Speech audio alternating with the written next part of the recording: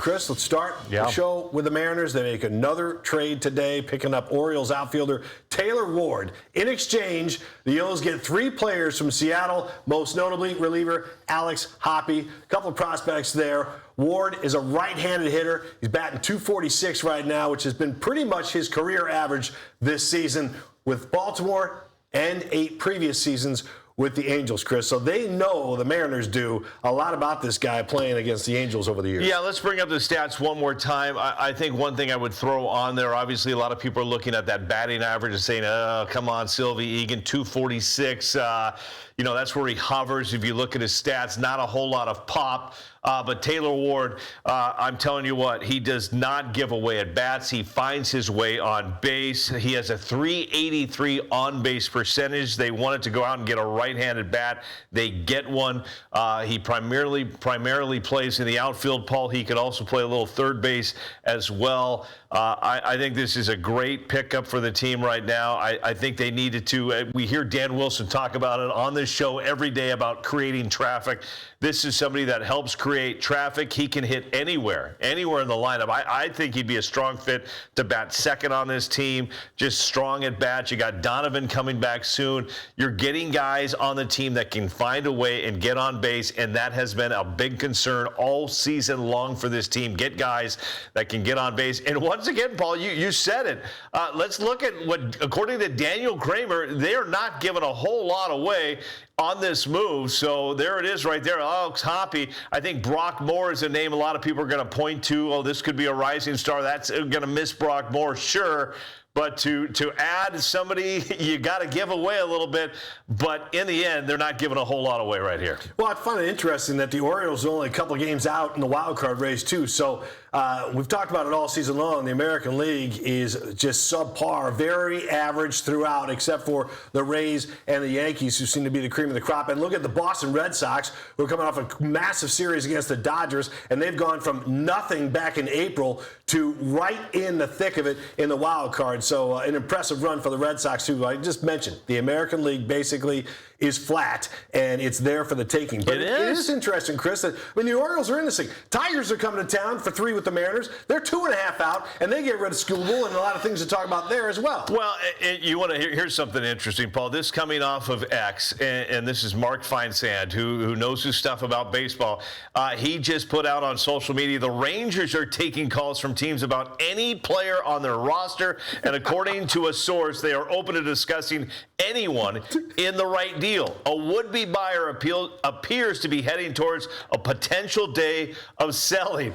We're talking about the Rangers just 4 days ago. They were in first place in the American League West. Now there's reports out there that they're possibly a team that's going to be selling on this day. They just got swept by the Astros, but come on. It's just like...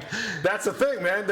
There's a knee-jerk reaction down there, man. I mean, look at this. The Rangers went down to Houston and pretty much got thumped and left town with their tail between their legs. Yet the Mariners, even though they got 2 out of 3 for the Twins, that's the best thing about it, is that they didn't lose any ground, because the Astros are doing nothing but winning now that they're healthy. And we'll talk much more about the AL West coming up. But when you look at the wild card standings, that's what I'm talking about. The Orioles are 2.5 out, and they're making deals. They don't care. All these teams are in the hunt. Everybody, this is going to go all the way to the end of September, Chris. And that's what makes the fact that they have wild card and expanded the wild card a few years back to 3. It's awesome for the game of baseball. Well, I mean, this is fun. I mean, this is fun. This is why you play the game. Seattle Mariners, I mean, they've been doing it to us all season long, Paul. I mean, they'll lose a couple, break our hearts, season's over, win a couple, we're back in it. I mean, here we go. And with that in mind, this weekend didn't look bad. That's right. Well, let's talk about what's going on the field with this Mariners team. They did take 2 out of 3 from the Twins over the weekend. Both wins by walk-offs. Cal Raleigh's RBI ground out won it Saturday.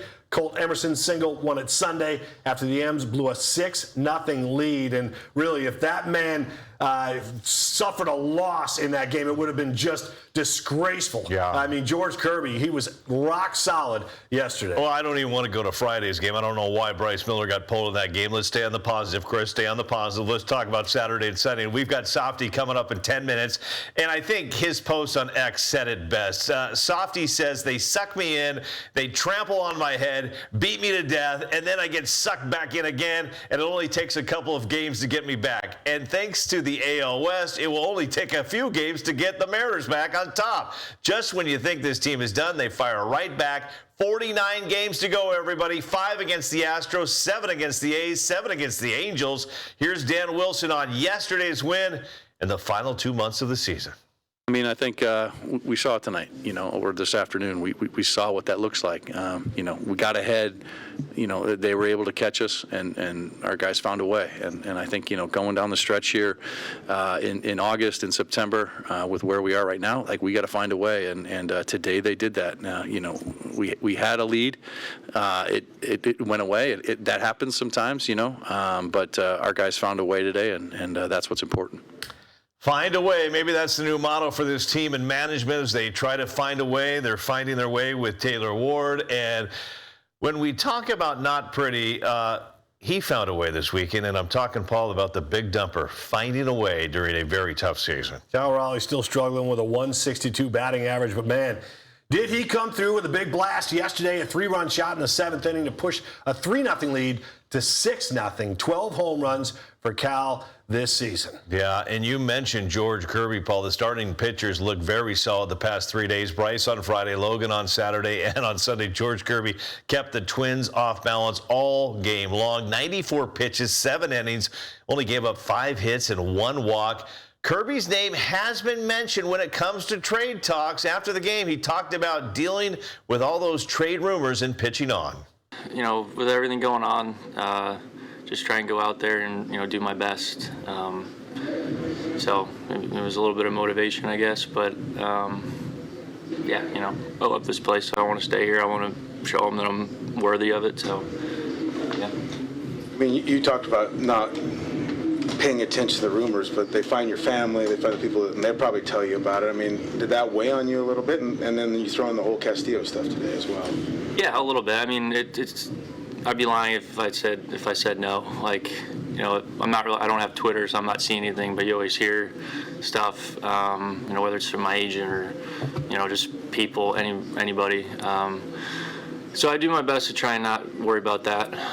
But yeah, it kind of, it's something you deep in your mind you're worried about a little bit. So, but yeah, with the Louis situation, I love him. I hope all the best for him and his family in Chicago.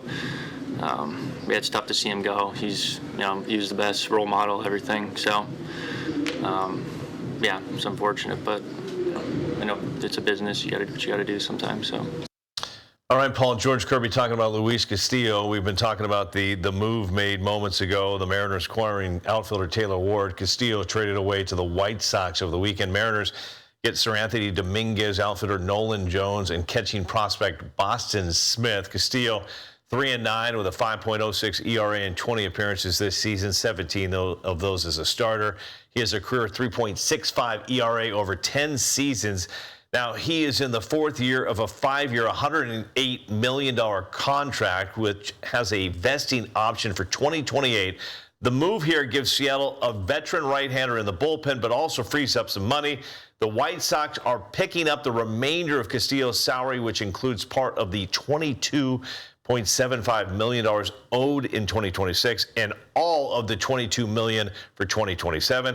Castillo also had a $25 million vesting option for 2028 if he pitched enough innings next season. So in the end, the Mariners picking up, like I said, a bullpen reliever and also getting some money right there. So yeah, I mean, listen, that trade for Castillo and with the White Sox, the best thing the Mariners did there was the last numbers you brought up, Chris. They're offloading that huge contract for Castillo to find a trade partner in the White Sox that's willing to take on all that dough, not only for the rest of this year, but all of next year, takes the Mariners off a huge hook. It allows these guys to make the moves like they did today. They're going out and get Taylor Ward, maybe make another move before the trade deadline at 3 p.m. Pacific time today. The best thing about that is just it actually blew my mind, Chris, that the White Sox said, we'll take all that dough. We'll take your guy. It's like, It's like they just offloaded the biggest, not problem, but I would say issue with this team throughout the first 3 quarters of this season, which has been that piggyback thing.